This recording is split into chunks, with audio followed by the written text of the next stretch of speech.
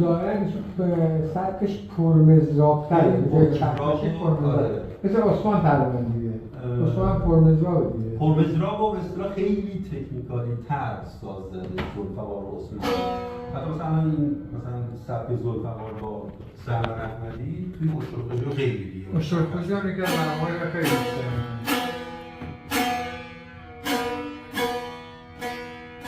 اشترکوژا مثل نوای اول شعر نداشت، نه؟ آره بیشتر بود بعدن میشه داستانوار روایت. سرور احمدی اینجوری میده.